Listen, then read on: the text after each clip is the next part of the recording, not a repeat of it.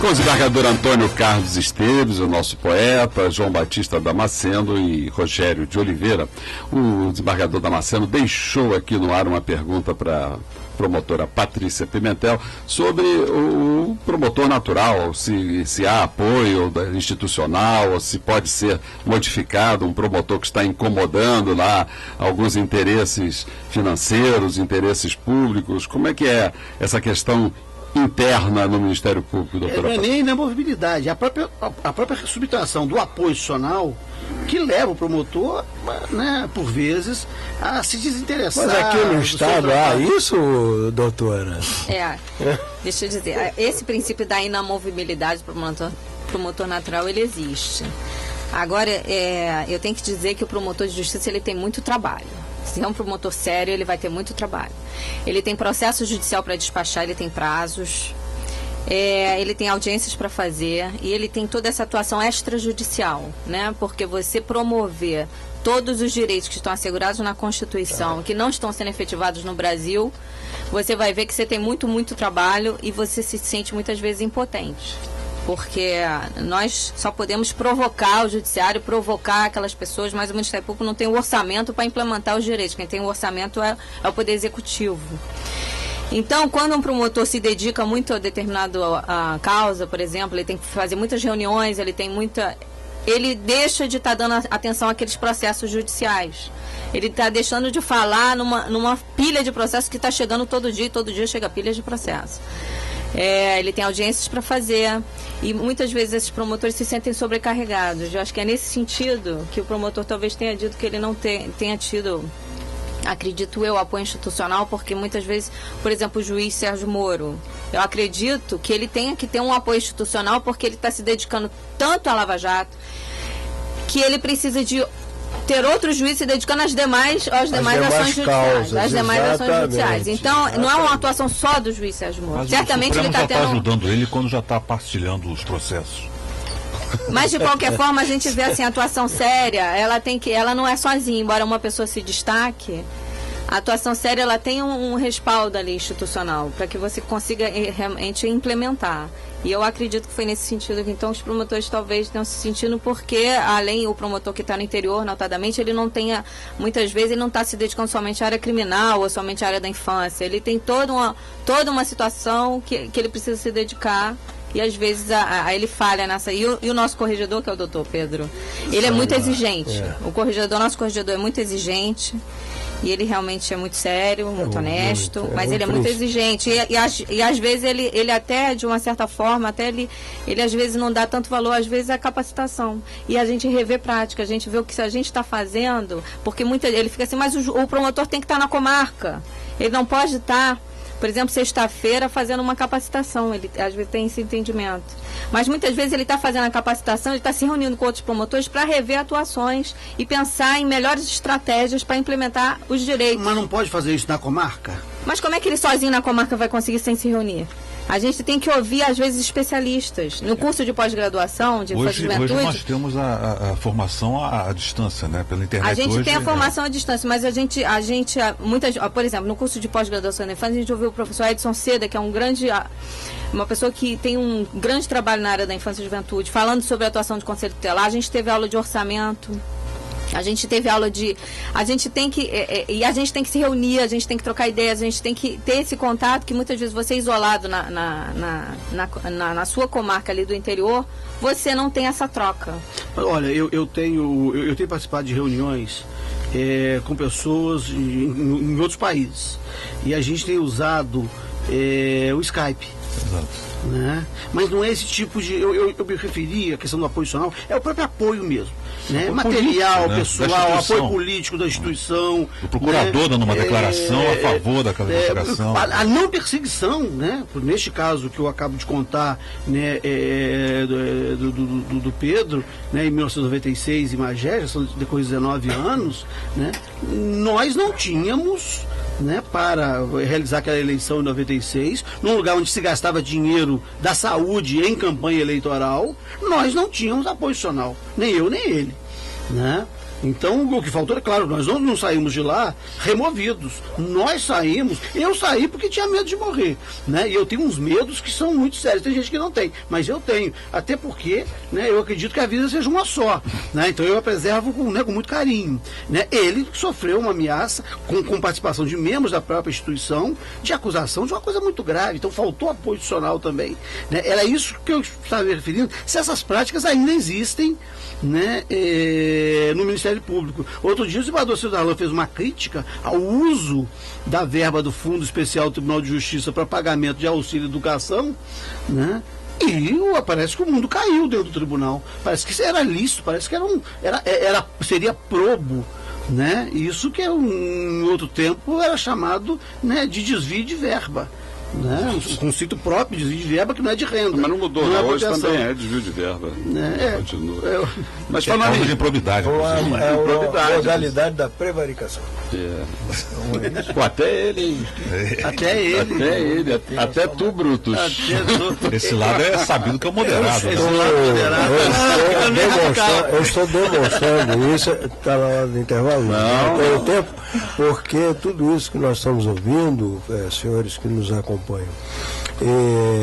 faz parte de um sistema muito complicado, muito delicado, né? Porque a autoridade às vezes defenestra, joga fora um profissional que está cumprindo com o seu dever, cumprindo com o seu dever, não dá a verba, não dá o apoio, faz uma crítica. Porque não tem.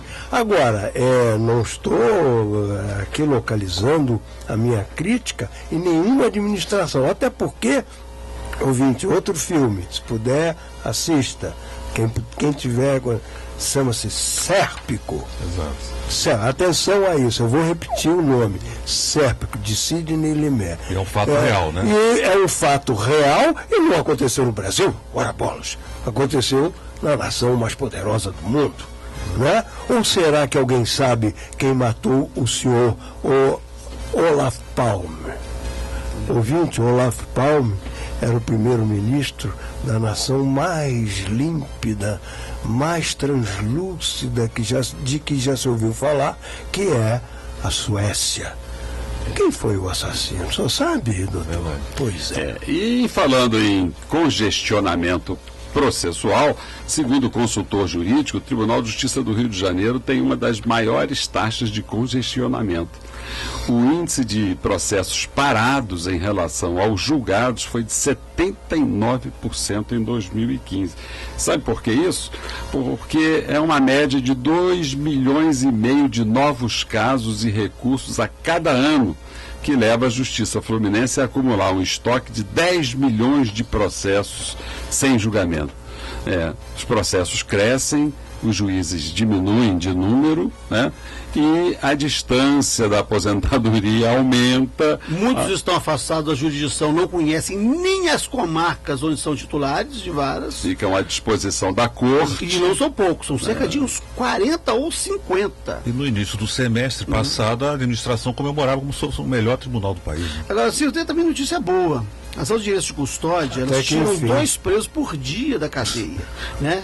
É interessante porque a maioria desses presos, a quase totalidade deles, são negros, né, e pouco escolarizados. Mas isso é notícia? Não, a notícia... Isso é a constatação do comum. É audiência de custódia. Mas eu vou te falar, se tivesse... Eu acho que a gente devia fazer uma estatística do Tribunal do Ministério Público. Eu acho que acaba estigmatizando mais o negro. Eu tenho visto lá em Madureira muitos brancos. Muitos brancos. Como estatística. Mas existe estatística. Porque eu tenho visto tanto branco. O outro dia tinha um negro, a gente não tinha nem outro negro para fazer o reconhecimento. Mas as sensações, nós pensamos que o sol nasce e se põe todos os dias. Mas, na verdade, o sol não nasce nem se põe. É a terra que gira.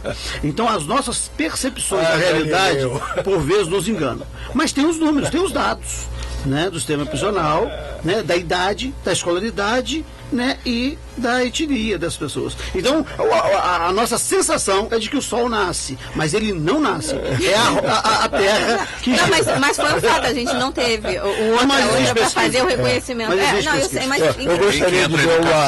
Eu gostaria de ver uma fotografia deste cenário, porque, sem medo de errar, doutora, sem medo de errar, 50% do que a senhora chama branco são afrodescendentes. Não tem a sombra de dúvida. Sem medo de errar. Mistura, né? É o moreno. É verdade. Então, é verdade. O senhor já viu os cabelos brancos. Estamos falando sobre isso antes da sua hora. Agora, pensando na audiência de custódia, eu achava interessante também que a gente fizesse a aceleração em tempo real, que os processos judiciais, que o Ministério Público talvez propusesse logo as suspensões, porque o furtador, cabe a ele a suspensão, cabe para ele proposta de suspensão, a gente evitar esse encarceramento, não, porque quando não é, parece que às vezes fica essa sensação para a sociedade, foi solto, mas a gente podia já solto, já aplicando as medidas pertinentes, a gente tentar acelerar isso, porque aí ao mesmo tempo que a gente garante o direito do acusado, a gente também resguarda o interesse da sociedade e de que a pessoa que comete um delito, ele seja efetivamente punido. Um furto, por exemplo. Que ele seja já é punido de antemão. Porque ele fica preso, não faz sentido. Não, né? mas eu estava presente. Ele pode já receber a proposta de suspensão, efetivamente, ou uma denúncia que seja feita, mas ou quando for caso de bagatela, de fato, a gente já se é caso de absolução, né? Mas quando for caso que não é questão de bagatela, porque tem muito pobre, pessoas que moram em comunidade honesta, que são vítimas de furto e querem que a pessoa que furta realmente receba uma punição. E que essa punição possa ser dada logo, a gente acelerar isso, que ele possa responder a suspensão do processo, se for caso de transação penal também, a gente conseguir acelerar isso, mas... Sobre o controle da atividade policial, a gente está aqui, os 5 garotos mortos, com 111 tiros, como é que está funcionando isso, essa discussão internamente no Ministério Público, para o desempenho dessa atribuição constitucional? Que é muito relevante. Está falhando? A gente, inclusive, tem proposta, vai ser publicada em breve, uma resolução que vai criar um grupo especializado, porque como está muito pulverizado, acaba que isso, de uma certa forma, acho que está se perdendo. O Procurador-Geral deve, nos próximos dias, salvo engano, eu ouvi isso, de que sairia uma publicação para a instituição de um grupo especializado para esse controle externo da polícia. Pois é, porque a sociedade está desprotegida, né, nessa situação aí, né? Mas, doutora Patrícia, eu estava presente quando foi instituídas as audiências de custódia e na presença do ministro Lewandowski, o presidente do tribunal disse que as audiências de custódia não se limitariam às audiências de custódia, que teria um grupo de assistentes sociais, de psicólogos, para encaminhamento desses egressos, desses presos, para trabalho, para documentação, para tratamento. Eu não estou vendo isso. Estou vendo mal e porcamente os juízes lá fazendo a audiência de custódia, cumprindo o seu dever burocrático e legal, mas esses acompanhamentos, essas indicações sociais que foram afirmadas na presença do presidente do Tribunal Superior Tribunal de Justiça, Supremo Tribunal Federal, e também do Conselho Nacional de Justiça, isso não foi feito. A propósito disso, tem aqui uma pergunta do Roque Lemos, muito interessante, de Ramos. Obrigado, Roque, pela sua participação. Ele diz assim: os presidentes dos tribunais de justiça podem sofrer o impeachment? Seria o caso, né, Roque? Não cumpriu o que prometeu. Não, mas relevante também que o tribunal também cumpre o artigo 201, que é do Código de Processo Penal, falando em vítima, né? Que não só o acusado receba o tratamento psicológico, mas a vítima receba o tratamento psicológico, porque isso também está previsto já na nossa legislação.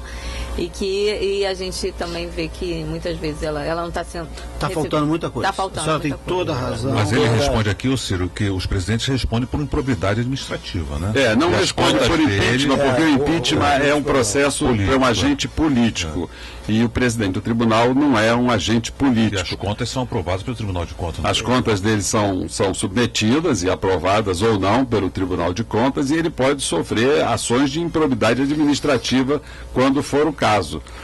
Por exemplo, essa ausência, nós estamos vendo aqui uma série de artigos de lei que não são cumpridos pelo administrador público nem pelo administrador do Tribunal de Justiça. Mas, doutora Patrícia, nós temos poucos instantes e eu queria que a senhora falasse mais da formação do promotor de justiça. Quais são os cursos que existem hoje de formação, de capacitação dos promotores de justiça na Fundação Escola Superior do Ministério Público? Nós temos, inclusive, um concurso aberto para promotor de justiça. Quem quiser, tiver interesse, pode se inscrever. Esse concurso, a prova deve ser agora, final de janeiro, início de fevereiro. A Fundação Escola do Ministério Público tem turmas preparatórias para esse concurso. Tem que ter 3 anos, né, de formado, é isso? Tem que ter 3 anos de formado. Prática, né? Prática jurídica, né? Mas, salvo engano, a gente tem que olhar o edital, mas a gente exige, na data da posse, a pessoa, mesmo que ela não tenha os 3 anos de formado na data da inscrição, ela pode fazer o concurso e na data da posse, se ela já tiver esses 3 anos de prática jurídica, ela pode tomar posse. Estagiários que estão terminando, não é isso, doutor? Estagiários e tal que estão terminando. Não, aí acho que é difícil ter os 3 anos até o final do concurso. É bom já estar formado. Se já tiver formado, já tem 1 ano ou 2 já de formado, 2 anos de formado, até o concurso terminar. Normalmente dura uns 6 meses, 10 meses, aí daria tempo. Então a Fundação Escola tem o curso preparatório, existem turmas abertas, quem tiver interesse. E fora isso, para quem já é promotor de justiça, a gente está tendo esse curso de pós-graduação em Infância e Juventude, a gente tem outros cursos também de mediação, curso de capacitação na área de cidadania, de saúde, improbidade administrativa, licitação. Alguns são abertos em conjunto. Esse curso de pós-graduação da infância, ele é aberto tanto para promotores quanto para o público externo. A gente tem uma deputada estadual excelente que está fazendo um curso com a gente tem psicólogos, a gente tem assistentes sociais. Esse curso de pós-graduação de infância e juventude, até porque o ideal é essa rede estar se comunicando para proteger a criança, a rede tem que falar entre si, todos têm que trabalhar em conjunto.